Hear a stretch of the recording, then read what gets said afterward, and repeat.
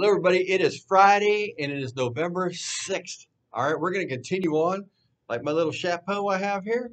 Well, I thought I'd change it up just a little bit. We're going to talk on, we just got done talking about, what did we talk about yesterday? Oh, yeah, Nathaniel Bacon. That's where we left off. Nathaniel Bacon, right? Did you have bacon today? Everything is good with bacon. So we're talking about this man named John Peter Zenger. John Peter Zenger. Okay, can you say that? And John Peter Zenger um, was a printer, and he came to this country at age of 13. He was born in 1697 in Germany. 1697. So he came here at 13 years old. Now, when he came here at 13 years old, he became an apprentice to a printer. Remember we talked about apprentice? What apprentice does, like a helper, somebody that learns to trade. Well, he was learning how to be a printer, and in 1726, he opened his own printing company. Well, store anyway. And he began to publish the New York Weekly Journal. So make sure you know that New York Weekly Journal. Okay.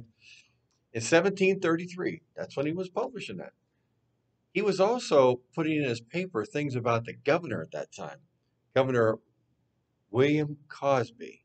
Governor William Cosby. So what do you mean he's putting things in the paper? Well, he's putting things in there about what the governor does and what the governor said. Governor didn't like that very much because some of the things he said, he made him look bad. So Zenger criticized. You know what criticizing means? When you say things bad about a person, you talk about him, you're saying things about him. He was criticizing the governor for a year until the governor finally had him arrested. So can you say things about people that aren't true like that and put them in paper? You can't really. You can't be doing things like that. And the governor thought, well, I warned you, and now we're going to arrest you. And I think they busted up his store pretty good, too. Well, Zenger was in jail for 8 months, and he was charged with the crime of libel. So I want you to know that word libel. Libel is the act of publishing harmful statements. The act of publishing harmful statements. Now, if you say things about somebody that aren't true in a public forum, it's called slander. It's called slander. You can be sued for that. You can be sued for that. You can also be sued for libel. But in this case, they put the guy in jail for saying things like that. Well, his attorney, Andrew Hamilton, defended Zenger and said, listen, everything he was saying was true. So it can't be libel if it's true. Libel only means harmful statements. How's he going to defend that now? This is not a libel case, he said. Well, it is the cause of liberty. It is the cause of liberty. Well, the jury agreed with him. Yeah. The jury agreed, and here is the important thing I want you to write down. This is the first case for freedom of the press in the Americas. The first case. He won the case, and he was acquitted, they call it. So the things he was saying about the governor were true. Now, today, think about all the things that the press says about people that are in charge. Could be the president, could even be our own governor in Ohio. Can they be arrested for that? Well, I don't know about arrested, but they can be sued if it's false. If it's false. If it's true, all they got to do is prove it. All they have to do is prove it. Now, the other thing we talked about, slander. All you have to do is prove that what you're saying is the truth. But you ought to really probably pretty hold your tongue. You ought to hold your tongue on that because you can get yourself in a lot of trouble. Now, all these electronic devices we have, our phones, our computers, and we're on Twitter and um, I don't know what else you use. You use Facebook and Instagram and whatever else you have. When you start saying things bad about people, can they come after you? Yes, they can. Yes, they can, especially if they're not true. So don't be starting any rumors out there. Stay off. Stay off. My My mom used to always tell me, if you don't have anything good to say, what? Then don't say it. So, little advice. Let's go on a little bit further. We're going to talk about this word mercantilism. So, I'm going to get into the book here for a second, put on my spectacles so I can see. England wanted its colonies to be very profitable, okay? And the American colonies were very valuable in natural resources. We already talked about things that they had. They had woods and um, things that they needed to trade with. So, as early as 1650, Parliament passed laws to help regulate this trade of these things. These laws had both helpful and harmful effects. Now, some of these laws were just ridiculous. Okay, they had first of all the Navigation Acts. We'll be talking about those, but they had the Woolen Act, and that was prohibited it prohibited or stopped the colonial exports of wool or wool products. So you weren't allowed to, shear sheep and export that anymore. How about this one, the Hat Act? I think the Hat Act. That's why I got my hat on today. So listen to this. It prohibited the exporting of hats from one colony to another. So you mean I can't sell my hats to anybody else? No, not allowed to do it.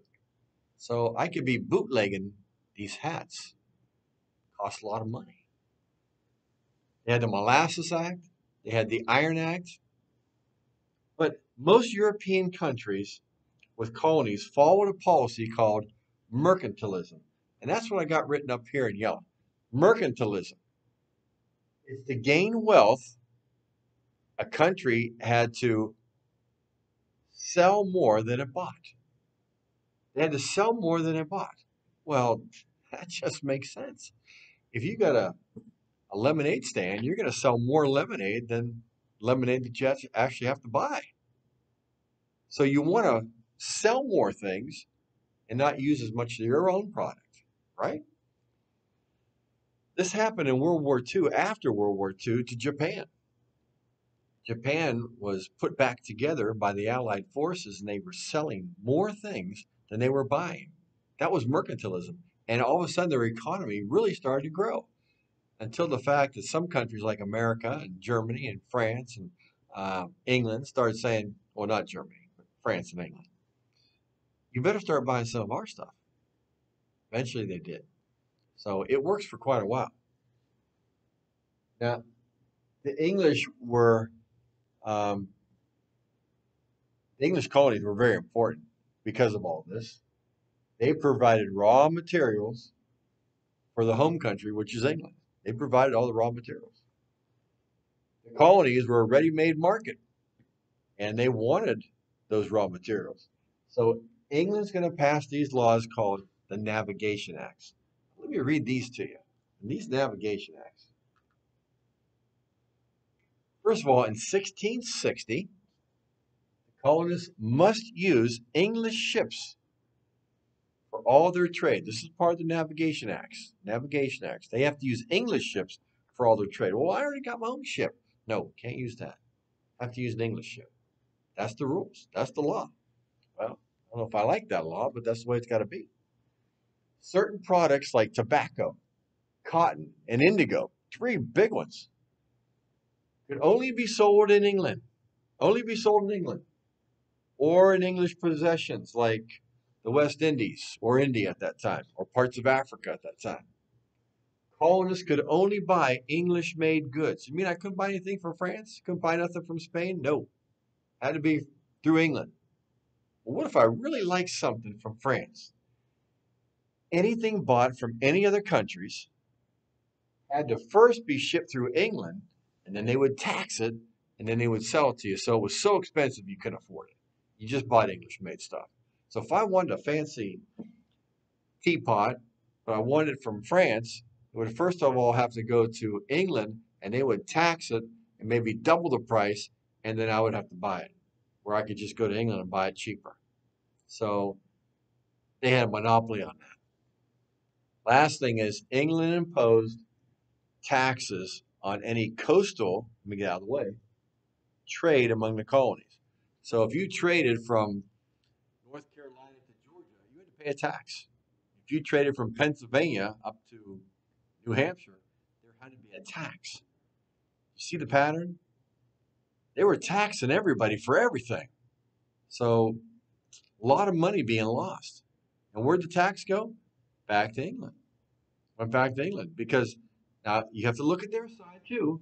They have a lot of things they have to do to take care of these colonies, like protect them and make sure their army is in good shape and their navy is in good shape. So they need money. They need money. And where's the money coming from? Coming from them colonies.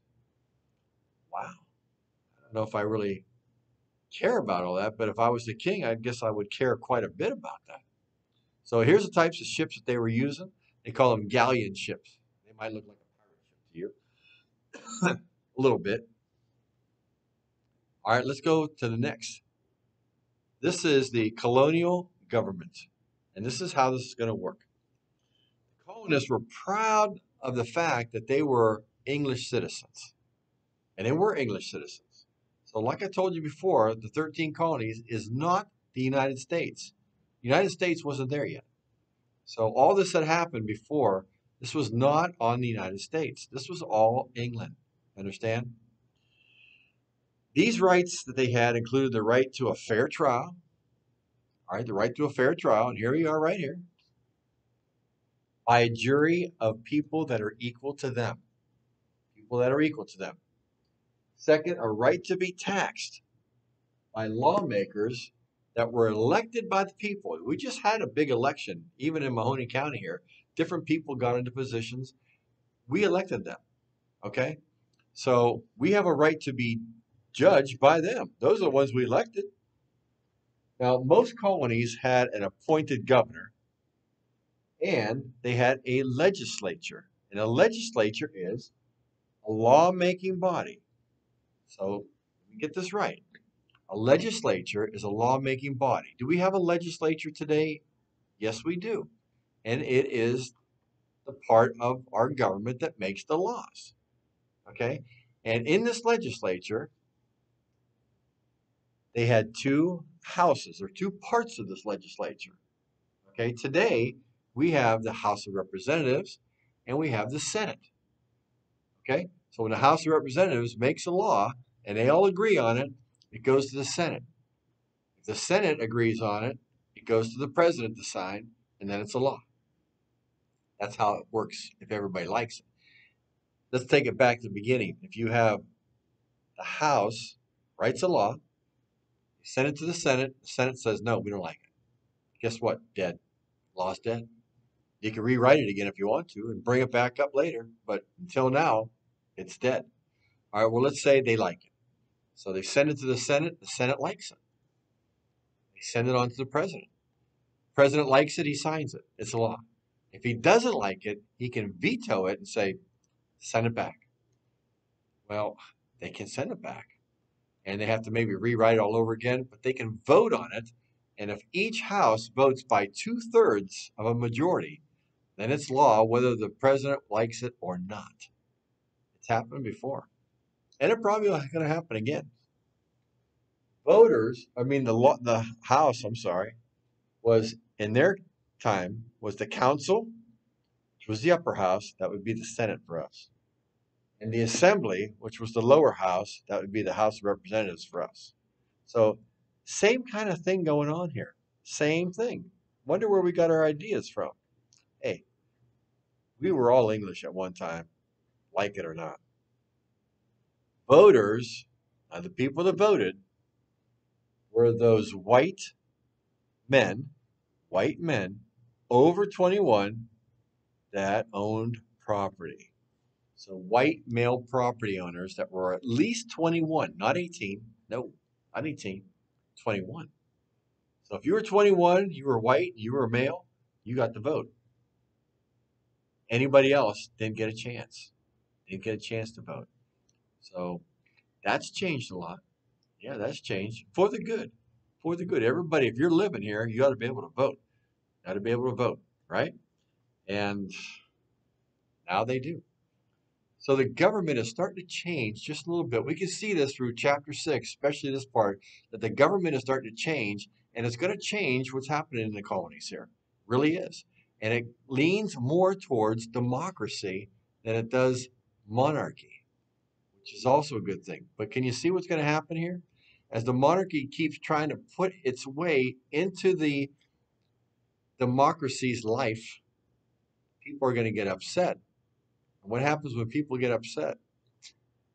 Fireworks, right? Fireworks. That's going to be in the next chapter. That's why it's going to be so exciting. So that's it, folks. That's it. That's all we have. This was short today. This was real short today, but I want you to make sure that you've already finished that 6-4 paper. You should have already finished 6-3.